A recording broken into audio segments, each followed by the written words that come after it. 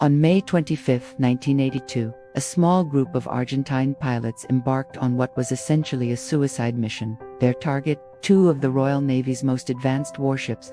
They were outgunned, outtouched, and flying so low they could practically taste the sea spray. This is the story of a desperate gamble, a catastrophic system failure, and the day HMS Coventry was sent to the bottom of the South Atlantic. The stage was the Falklands War. Argentina had seized the islands they called the Malvinas, and a British task force was sailing to take them back. To protect the landing of British ground troops, two warships, the destroyer HMS Coventry and the frigate HMS Broadsword, were positioned as a forward missile trap.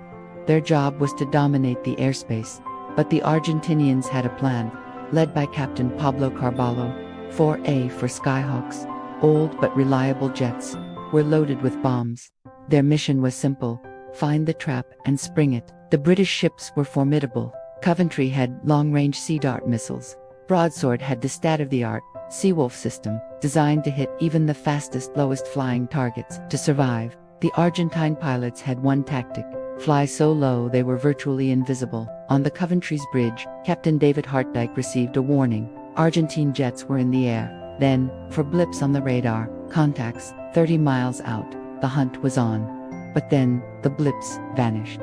The Skyhawks, using the cover of Pebble Island, had dropped below the radar's line of sight. This was a nightmare for Hart-Dyke. They were too close. The Sea Dart's minimum range made them almost useless. The burden now fell to Broadsword and its precise Seawolf missiles.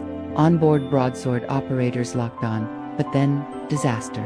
The two Skyhawks, flying impossibly close together, appeared as one. As they separated, the system's computer overloaded and crashed. The first two Skyhawks, flown by Carballo and Rink, were now in the kill zone. With the high-tech missiles neutralized by a simple trick of formation flying, the British resorted to their last line of defense: old-fashioned guns. The sea around the Argentine jets erupted with shell splashes and tracer fire. Carballo, seeing the wall of fire, made a split-second decision: change to the other one. He and his wingmen veered, releasing their bombs in a daring, low-level attack.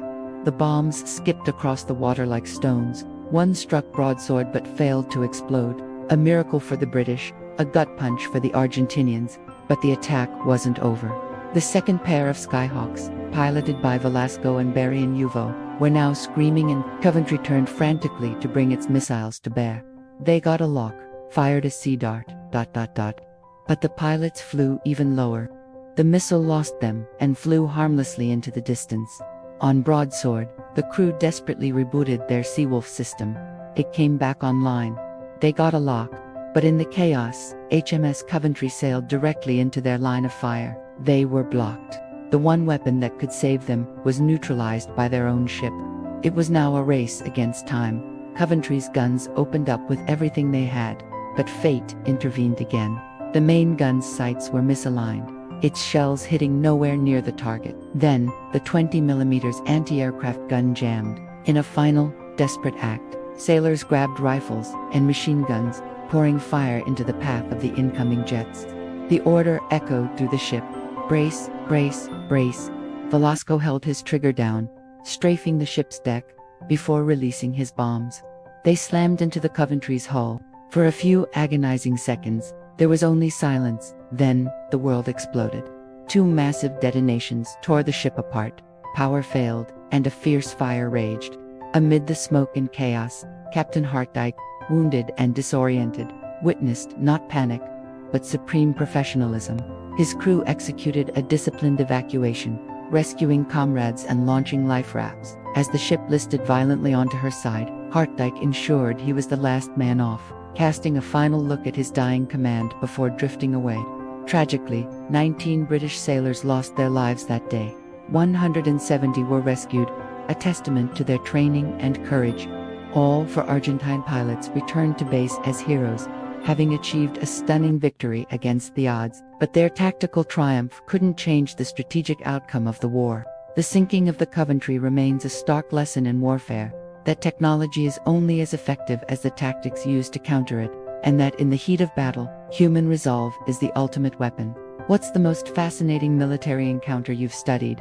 Let me know in the comments. And for another incredible modern air battle, check out our video on when MiG-29s ambushed Eagles in Iraq, right here. Don't forget to like, subscribe, and dive deeper with us.